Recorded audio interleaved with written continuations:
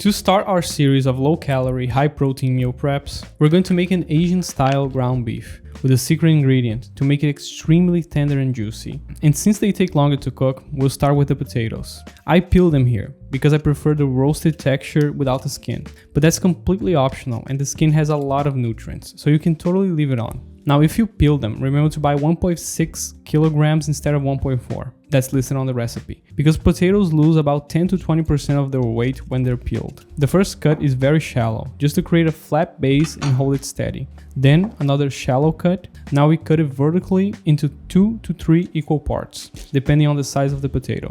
Turn it and cut those in half. Rotate 90 degrees and finish the cut to form cubes that are bite-sized. It's useful to keep a bowl of water next to you while you're cutting for the peeled potatoes and the ones you're cutting. This prevents the potato from oxidizing and darkening. And while the cutting board is still dirty, go ahead and chop a medium onion into cubes. We'll need it for the beef later. Same for 3 cloves of garlic. Peel and crush them however you prefer. I use a grater here, but you can totally use a knife too. Now for the potatoes, you have 2 choices. You can mix the potatoes with seasonings, salt, olive oil, and send them straight into the air fryer at 180 Celsius for 25 to 30 minutes. And the result will be soft and fluffy inside, but the skin won't be very crispy. The second way is boiling them first with salt and baking soda for 10 minutes, then mix with seasonings and olive oil like this, so the potato breaks up slightly on the outside, and send them into the air fryer at 180 for 20 minutes. These potatoes are just as soft and fluffy, but they get a crispy skin. If you're following the recipe for meal prep like I do, it doesn't matter if the potato is crispy or not, because once stored and reheated, the crispiness will be gone anyway. So we're roasting just to cook and brown them. But if you're making it to eat right away, I highly recommend to boil them first. Alright, while the potatoes roast in the air fryer, let's prepare the beef. And to make it super tender and juicy, I'm going to use the baking soda trick. If you mix baking soda into the meat and let it rest for at least 5 minutes, the meat proteins contract less when cooking, making it more tender and juicy.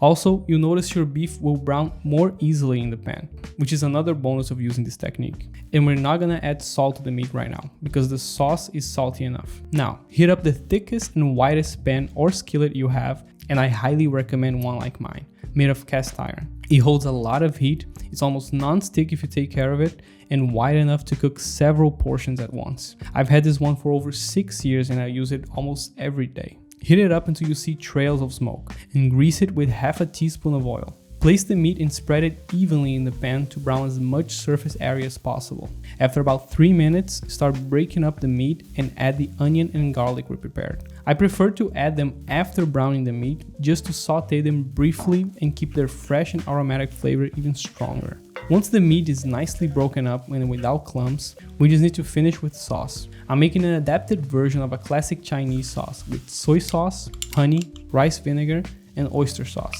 which you can easily find in any complete grocery store or Asian market. But if you don't want to buy it, you can substitute with more soy sauce. I left the amount in the description.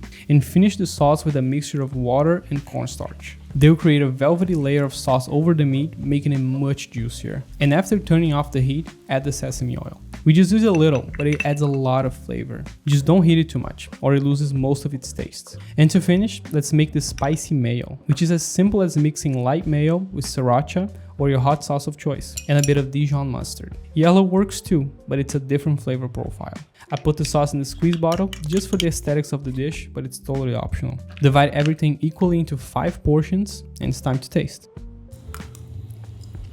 The potatoes super light and fluffy on the inside. The meat's nice and juicy and tender. The sauce brings all those Asian flavors that we love so much. It's super umami, savory, slightly sweet, and the mayo just brings it all together. Some spicy creaminess. I highly recommend mixing it all together before you eat it. Just a fantastic meal prep. Highly recommend you guys making it. And with that being said, I'll see you guys on the next one.